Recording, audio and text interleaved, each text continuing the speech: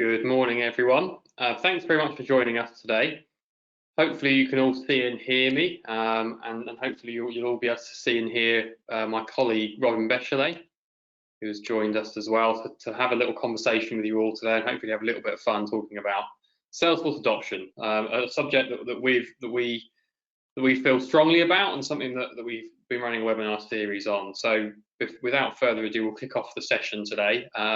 There is some interactivity as we go through, so there's a little poll that we'll send out to you at the end, just before the Q&A, and hopefully that'll give you a chance as well to ask some questions. So if you do have any questions throughout, please do use the webinar panel to send any questions over, and we'll collate those and come around to those at the end. But yeah, thanks very much for joining us this morning, and hopefully you'll get some real value out of being here today. So just before we kick off, just wanted to mention our previous webinar. So if you haven't seen that and you've joined today, I would encourage you to go back and view that as well. On that webinar, I walked through Mount Anvil's journey with Anit Sharma, the head of CRM at Mount Anvil. We talked about some of the advantages of adoption, the hallmarks of success, and some of the things that Mount Anvil have done really well to improve their adoption. How we've helped them do that through our continuous improvement and our service management offering.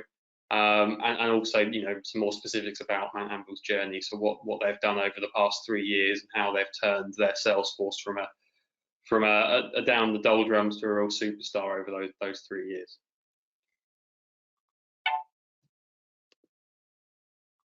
So who are BrightGen? Who we are? So very briefly, we are a platinum Salesforce partner. We've been in the ecosystem for 13, nearly 14 years. We're pure play Salesforce. We've got a very high satisfaction rating, delivered a multitude of projects, and as you might expect, being platinum, that's all to a high standard, and we've got many certifications. But specifically about me, I'm our VP of Customer Success at BrightGen, so I look after our value proposition and make sure that we're delivering value to our customers on everything that we do. And as part of that is absolutely making sure they're getting value out of Salesforce. And the first step really is to make sure that there's strong adoption, which is partly why we're looking at running this webinar series. And I think given the situation we find ourselves in now, where we're all working from home generally, and there's a lot more remote working, tools like Salesforce and cloud-based platforms are all the more important. And being able to measure adoption and make sure that people are adopting is all more important. And today I've got with me Robin Bechelet, and I'll let Robin do a little brief introduction of herself before we move into the webinar.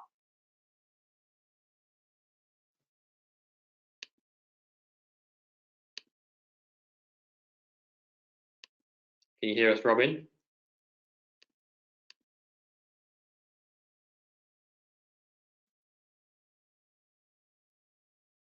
Hi, can you hear me now? I can now. Perfect. Oh, relief. Can you see me? Do you want to see me? I don't know. If we can, perfect. That would be great. Yeah, I don't. I think. Hold on. Let me just. Can you see me now? Right. Okay. Here I am. Hello, Robin. In my home office. Welcome everyone to this session. I've been doing some really great work lately, some of which I'd love to share with you, because hopefully we can all share with each other some things that are going to help with success. That's what I'm interested in. And as it says on the slide deck there, I've kind of been doing all of this longer than I can remember, but I started out working life in the publishing industry as a journalist, and then onward as a publisher, and so on. And I think that gave me a bit of a non-traditional way of becoming what eventually I was a kind of business leader in that field, and that was to kind of notice what was going on. And I think that's one of the themes that I'd like to talk about today.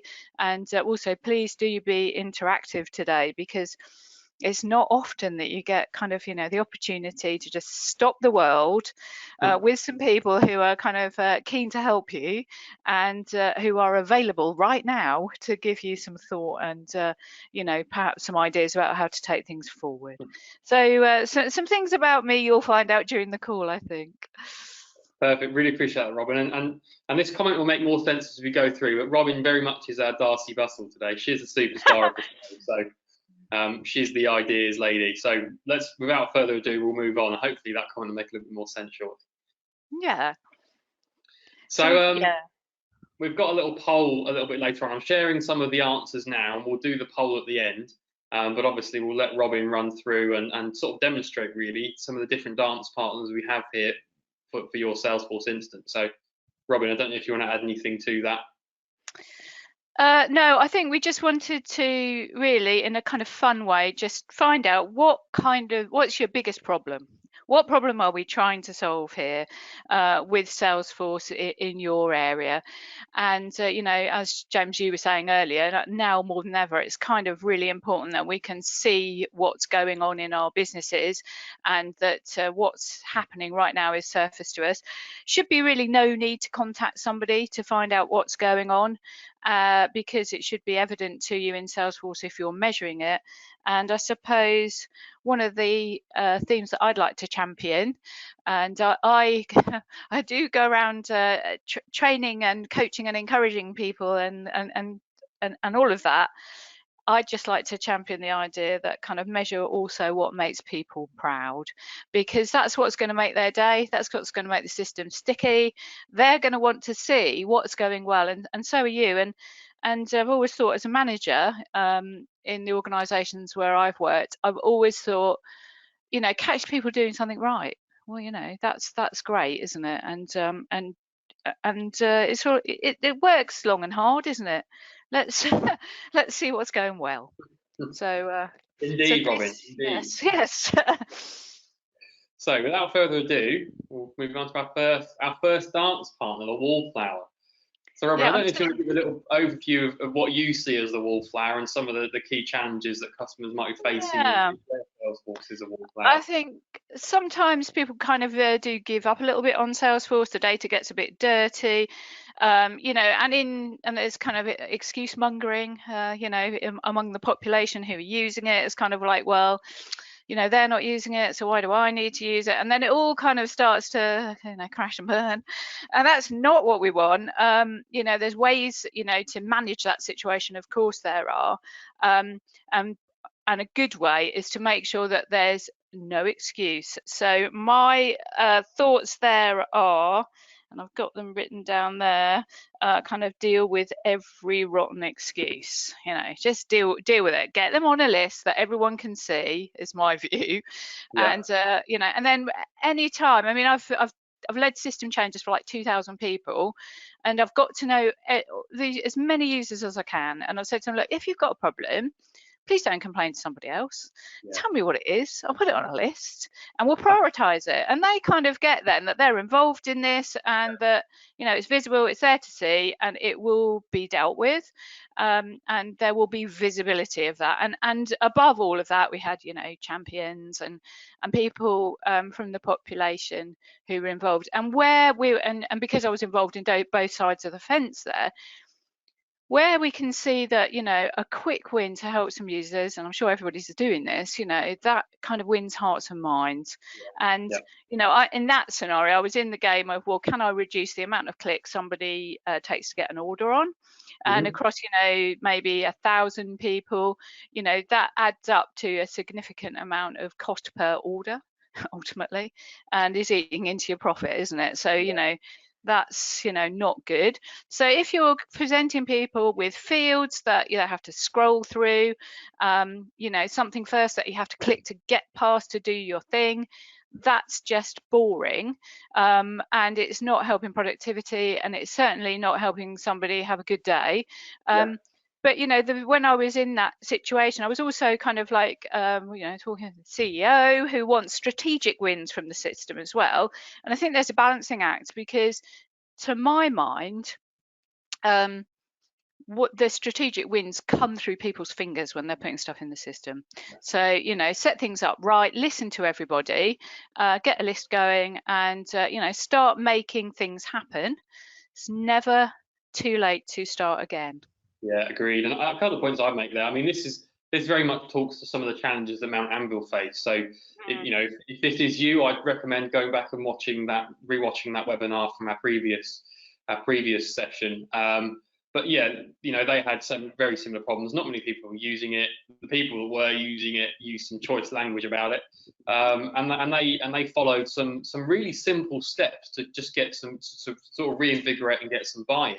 And like you said there, Robin, some of that is just listening. Some of that is just asking questions, asking why, and listening to those Yeah. responses, and trying to do something about it. Sometimes you can't. Sometimes people's their views or their obstacles are just a little bit silly, and at that point you maybe need to be a little bit more stick driven. But a lot of the time people don't want to be obtuse and obstructive. They want just a system and a Salesforce platform that makes their job easier and harder.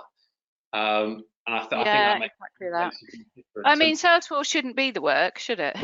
Ultimately, yeah, but too often people feel like that. And a couple of things to perhaps say there is, once you've got decent data coming in, you've got the project going to clean the dirty data, all that, and you can see all the orders on the one account and not 5 accounts, and all of that stuff. Once that's going, you can get into, okay, right. We don't just want to record business from Salesforce. We want to drive business from Salesforce. yeah, We want to see kind of how customers are behaving. We want to understand what is the white space so that we can go and get our sales team on that. We can launch new products with insights into where it would be great to go because these customers look like they would have a propensity to buy and all of that kind of exciting stuff. But you do definitely need to get your house a little bit in order before you can start that, because otherwise you're kind of not really building on good foundations. yeah. And I think one thing I'd maybe add to that as a recommendation is possibly some sort of leaderboard of shame, something that can highlight people where maybe they sit in the organisation, and people that maybe sit towards the top of being bad, if you like, maybe wouldn't want to be there if it's that visible. So I think use gamification, use your dashboards, and that's something Yeah. that we've done with customers before. I know you've done that a lot, Robin, especially some of the stuff we did over with the third runway project at Heathrow. So Yeah, that was totally a game changer there. The whole name of the game on that one was recording meetings. Okay, that was for stakeholder engagement. And Salesforce, I mean, it's sad to say, I don't think anybody would challenge this thought. It was being sort of used as a repository, is a polite way of putting it. But the whole thing changed when it's like, okay, let's get some dashboards going. Who's been doing a great job putting their meetings in? Who hasn't finished the meeting? That it all became around completing tasks. Who hasn't finished that meeting? And then we would get, some screenshots up to the CEO who would notice, and people were being called out, departments were being called out if they weren't behaving to the standard expected. So that was yet again visualization of what the problem is, and putting it in front of people's faces and ask them what really are we going collectively are we going to do about this, and we're going to revisit this. Which is kind of one of my, I'm hoping it was Einstein who said this, that his success really was down to just represent himself to the problem. yeah, Look after your tomorrow today and things like that. Let's stop ignoring this and get at it, which I think probably everyone is doing. yeah. Definitely. I don't want to think that there's anyone on this call who isn't doing this stuff, but maybe through the course of this call we can suggest some ideas that just, I don't know, give a bit of inspo. Yeah, I agree. And one final point I'd make there, that last point you made around sort of the Mm, CEO having that top-down view, that speaks well to one of the other hallmarks of yeah, success about getting that yeah, top-down buy-in and making sure that the people that ultimately are investing in this platform are getting value out of it as well. And if they are using Salesforce to make some of those decisions, then people immediately start to behave a little bit differently around it. So that's really, really important as well, getting that exec buy-in, exactly and that. Yeah. that sponsor at the top is really, really important.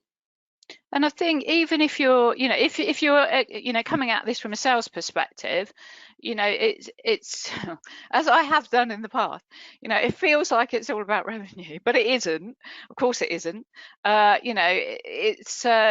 went to a place where I was talking to a classified sales manager in a former life, and first thing, Jackie said to me, let's call her Jackie.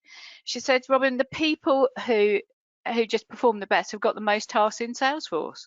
You know, it was as simple to her as that people were using the system as a memory to do callbacks in a really high volume situation. And she was able to see what they were up to and just gently nudge them and question them, or, you know, call them out if they weren't, you know, doing enough calls, because it really was a call center there.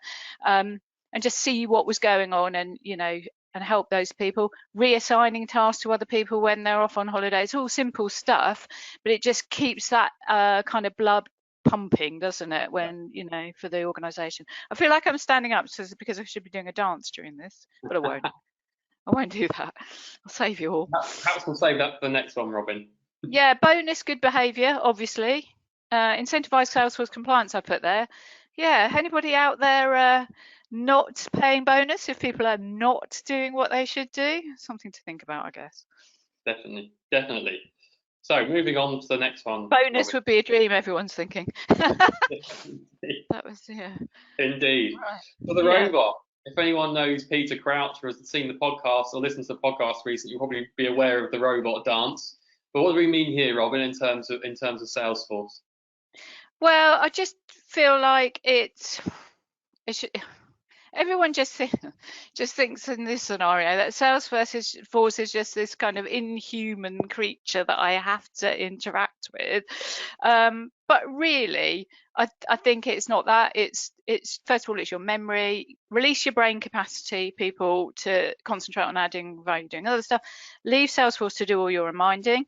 There is a bit of a caveat to that. It's caveat to everything in this scenario, isn't there?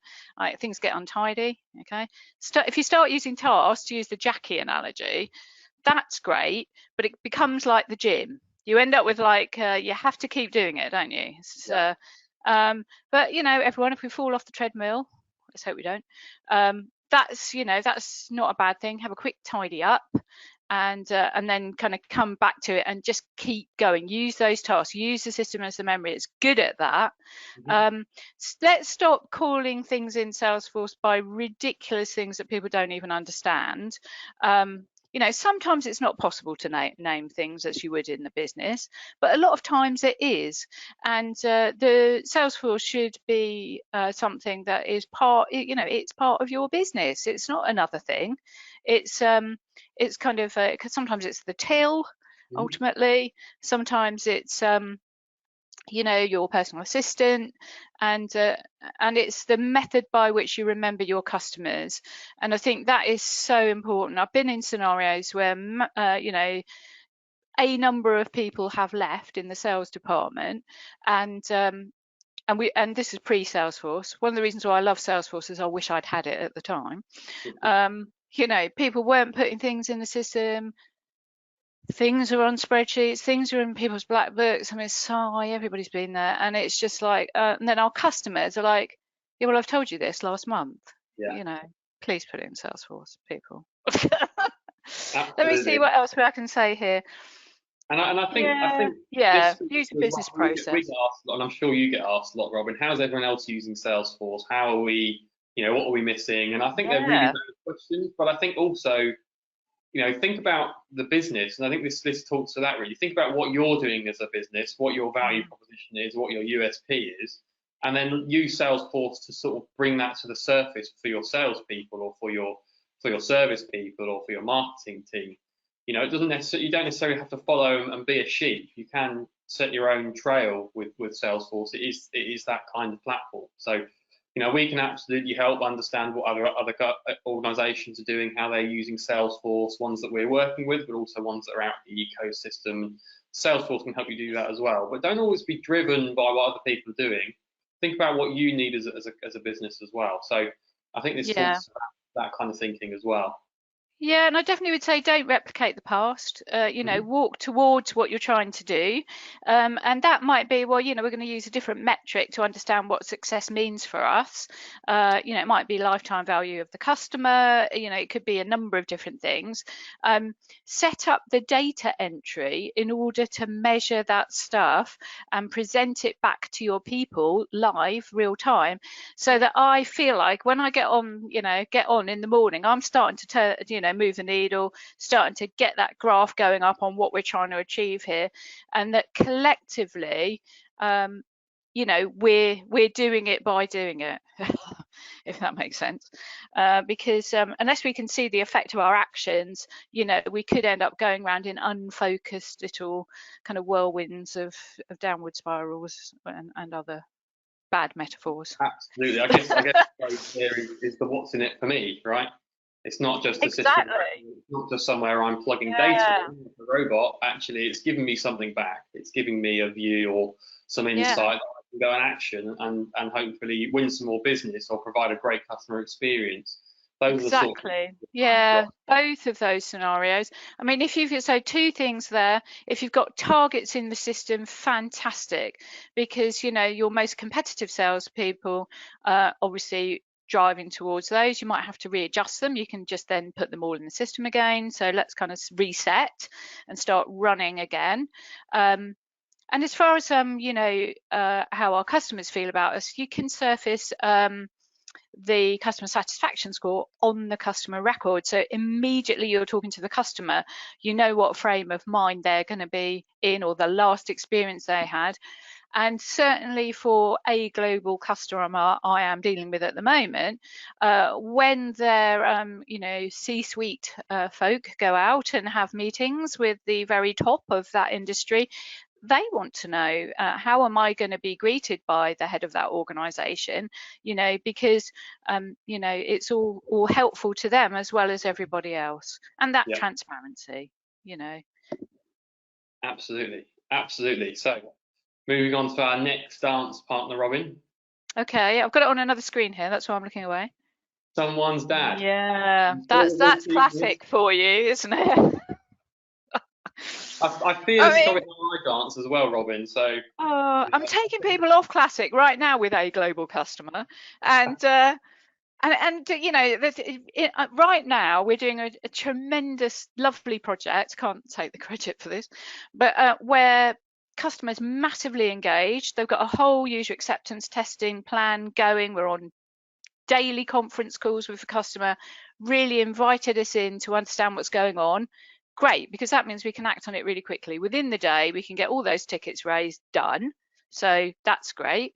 The point I was going to make about moving off classic, it is that new muscle memory, isn't it, that you have to kind of learn. How do I kind of do this new dance?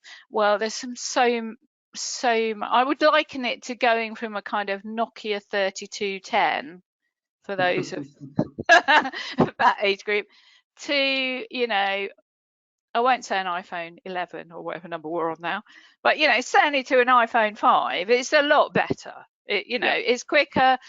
Not so much scrolling. You can do what you need to do more quickly. So important. And I think this talks to the robot, doesn't it?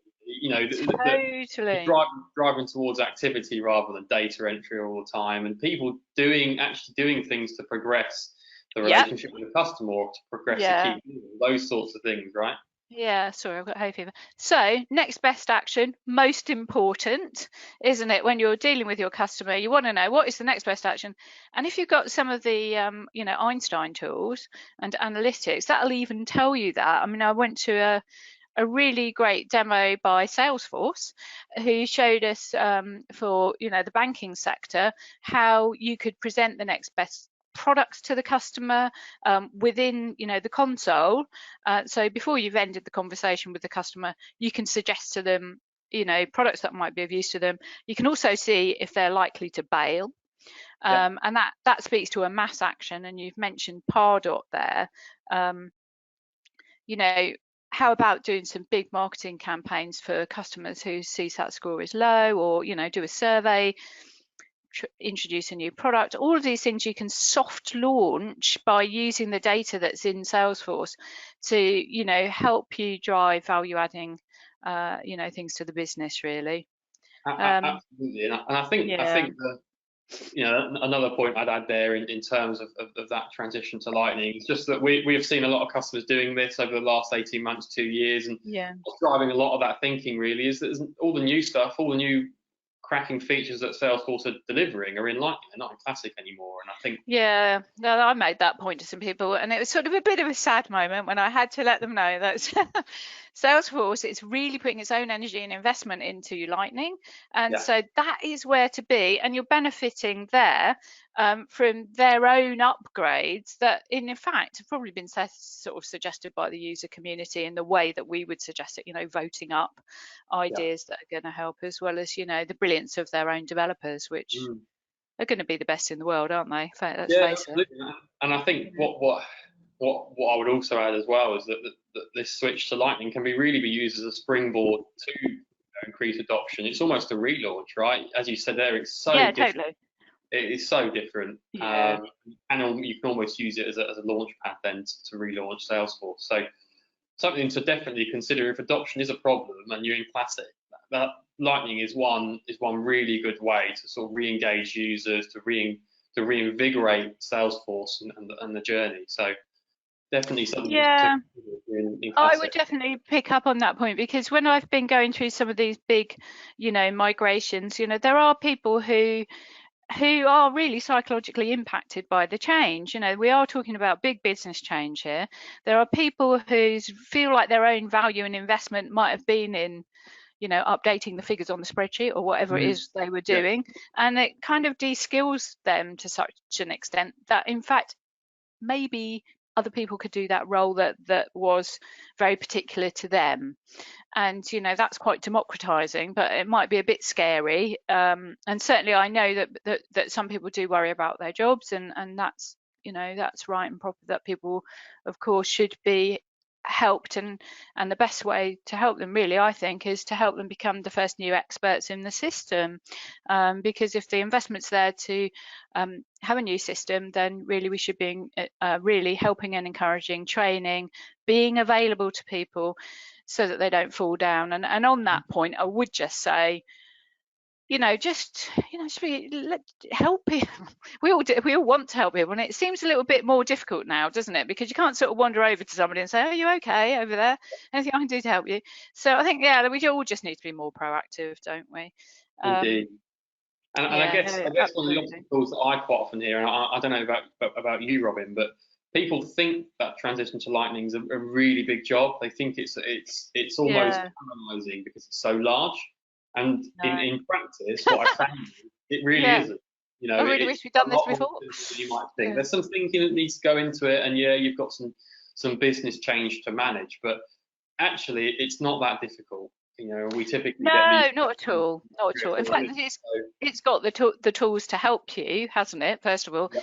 and secondly, well, the other thing I would say, in that scenario where you've got people who, and a lot of people that I deal with, really care so deeply about what they're doing. They worry on behalf of the company, and they're great people to have involved, because they're not going to let you go wrong when you're, making sure that the business process is correct.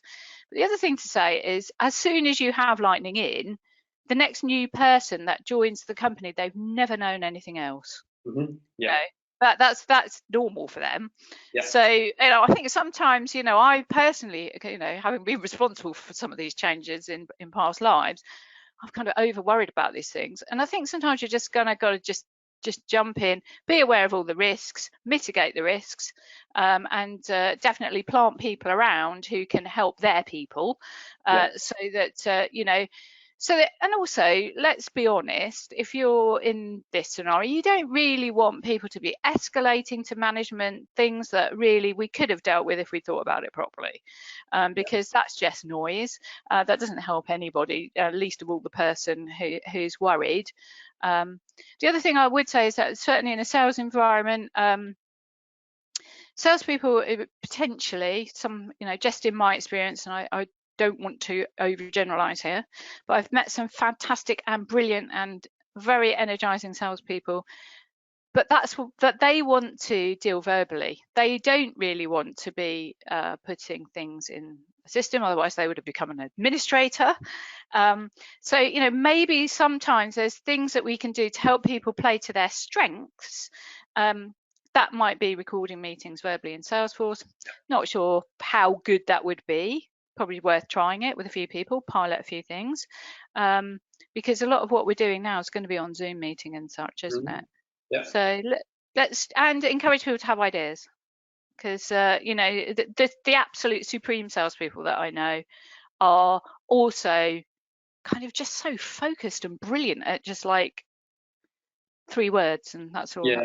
That's what that is, 3 words. Now I'm moving on. They're They're forward also quite motion. entrepreneurial, aren't they? That they have ideas, they Yeah, think outside the box, and you know, I yeah, completely agree that engaging users and asking them some of those questions, especially some of those sales users, sometimes they've got the definitely. answer that's already occurred to you. So Well, if they're doing sales in a way that is solving problems for their customers, they'll mm, naturally be those sort of thinkers, won't they? Of like, what would work best, here to help my customer.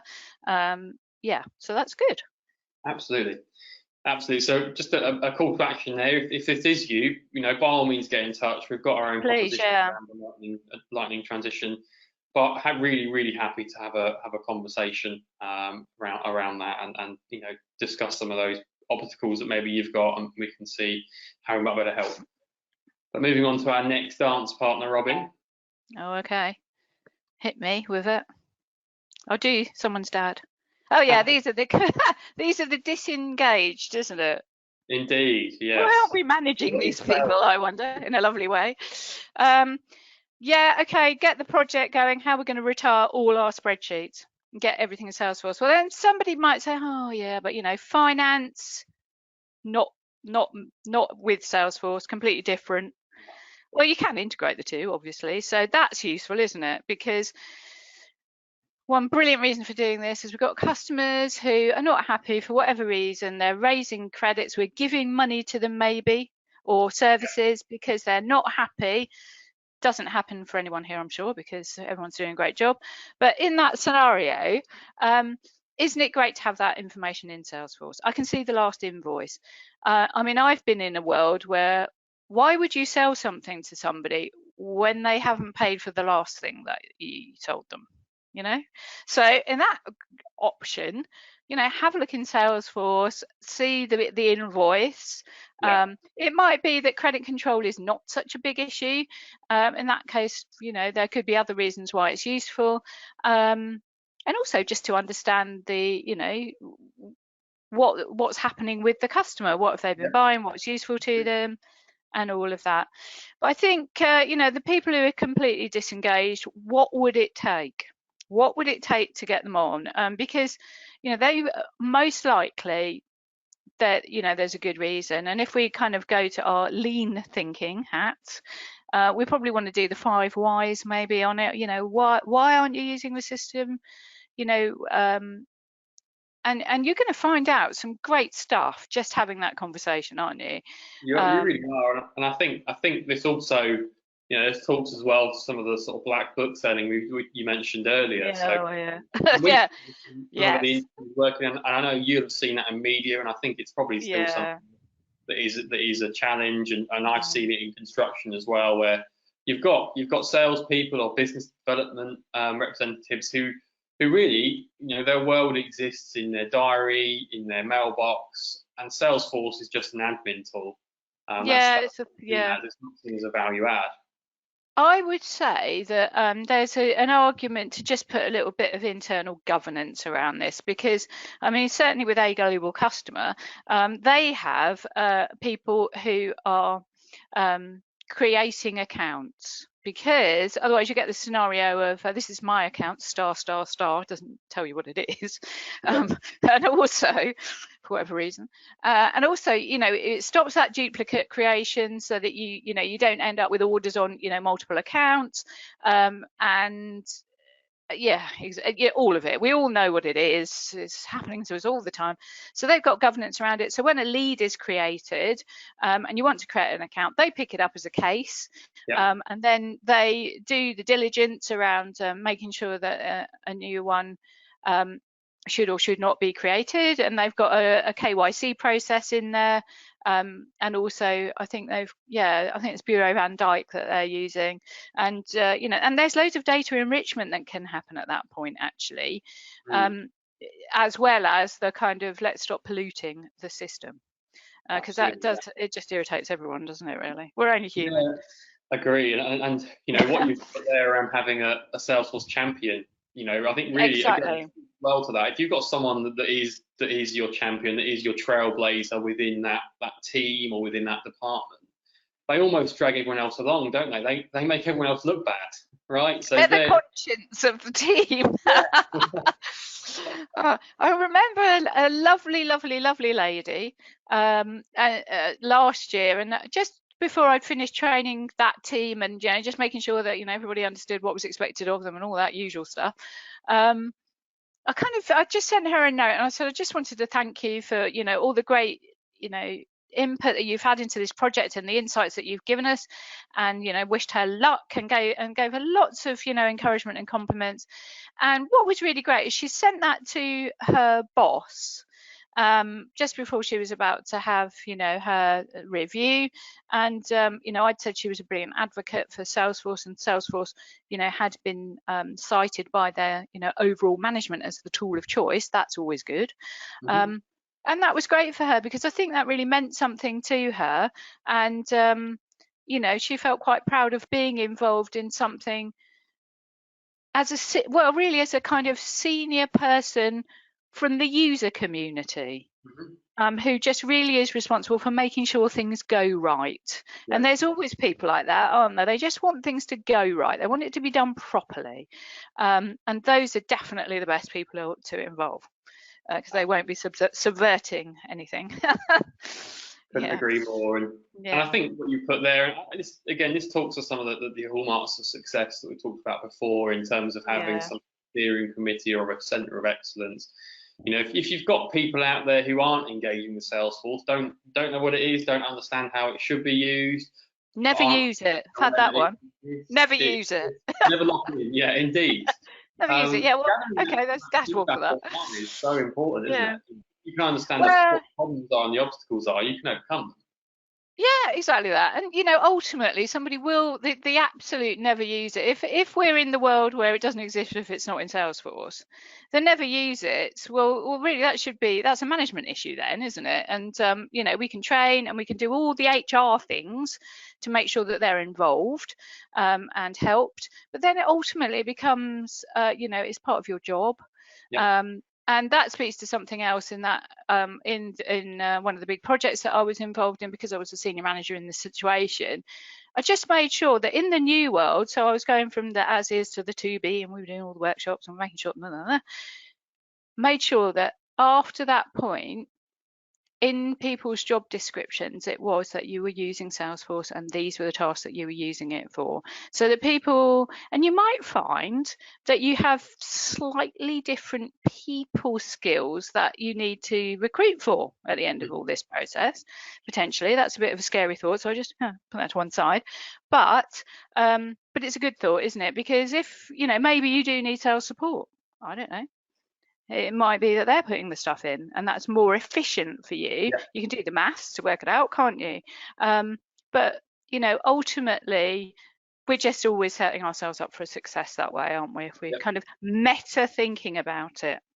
And that's why it's always good to have to maybe have somebody whose role it is just to overall think about this stuff and not just the numbers that they're responsible for or whatever. And I know that's a luxury, I mean, at times, but is it?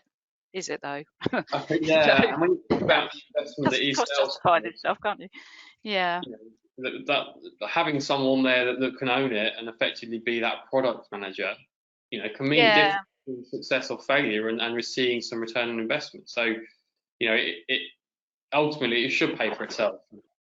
Yeah, and you can model the ROI, can't you? Because you can work out what the uplift in revenue is because of the situation. You can work out what would happen if you changed things. If we thought we might want to change our territories or that, we can model that, and we can also understand what for cost control reasons, where we can gain capacity and give work to other people Yeah, and get stuff that's off platform in Salesforce, so we've got less other systems to maintain.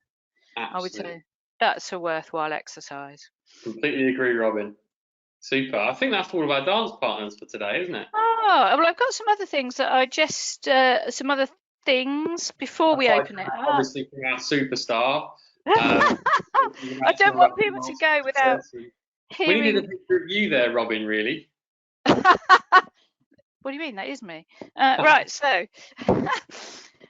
what I would what I would say is like we're just really keen to help people succeed. So we've learned so much working with like a global customer and many other global customers, and seeing what they do and what their kind of reasoning is. So why not use that? I would say. Yeah. And I would add to that as well that even companies like Mount Anvil and smaller companies, not for profits, we've got experience at that real global level, but also much lower down that pyramid in terms of the SMB or mid-market customers as well. Customers like Mount Anvil, who they're not a massive global company, they're a national or actually a regional house builder. So we've got experience at different levels, haven't we, Robin? Really, in terms of Yeah, global, exactly.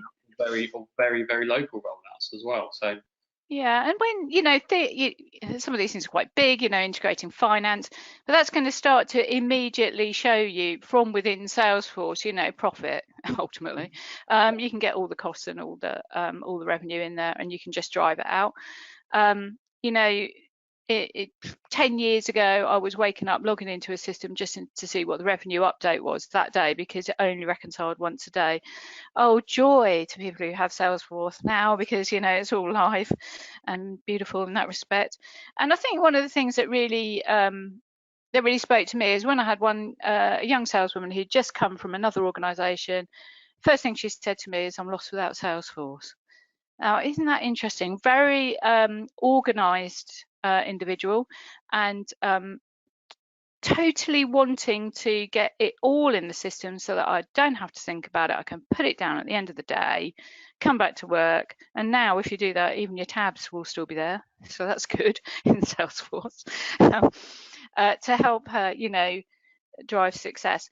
And, for me, the overriding message is, you know, don't try and solve all your problems. Just like get everybody probably into Lightning, I would say. Get everyone using the system and start just make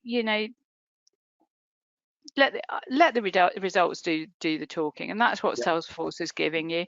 yeah, yeah. Couldn't Yes, agree more, Robin. And I think the point you made there actually around don't try and solve absolutely all your problems at once because no, you never succeed. There'll always be another problem that you need to find and resolve, and yeah, solving one problem might uncover another problem, and those things are always happening, as we've seen in the last 4 months.